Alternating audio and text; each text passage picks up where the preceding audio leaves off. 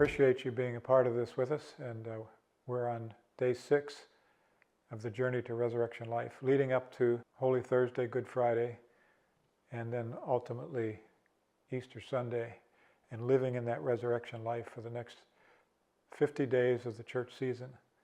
And what is that resurrection life as it applies to us right today? It's living in the freedom of virtue, living in the freedom of love. And today we're going to talk about how anger as a deadly sin robs us of that resurrection life. Anger has a lot of different forms and faces. Some of it's very outward. Some of us are very outward in the way that we experience and express anger. Some of us are much more inward, and we turn our anger inward against ourselves in depression, or we turn it into bitterness or resentment.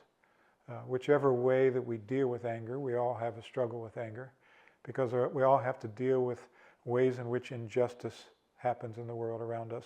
And there's a healthy form of anger, which is the anger which creates a zeal for justice.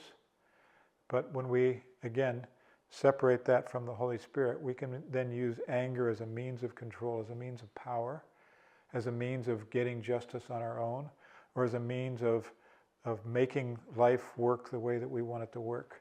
We can use intimidation, or we can use contempt as a ways of blocking ourselves off from relationship with others. And the antidote to that, there are really many of them, but patience is the first one. Patience is long-suffering. That ability to endure the difficulties of life and to turn it into grace rather than turn it into more pain, more frustration, more aggravation. To learn how to be powerless.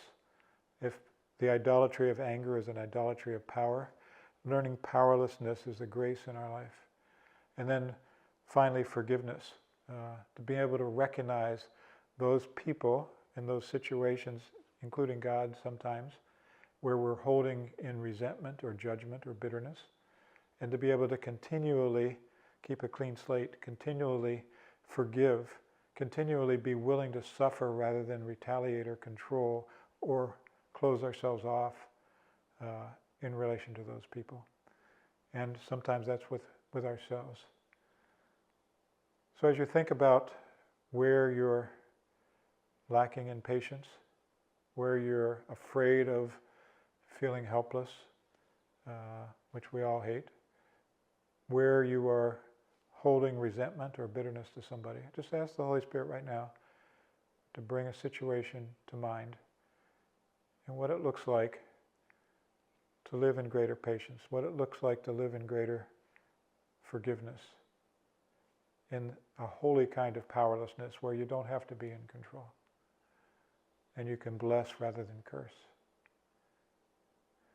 As you go through the rest of this day and we prepare for Good Friday, think about how you can grow in virtue, but also bring that sin of anger for redemption on the cross. God bless you.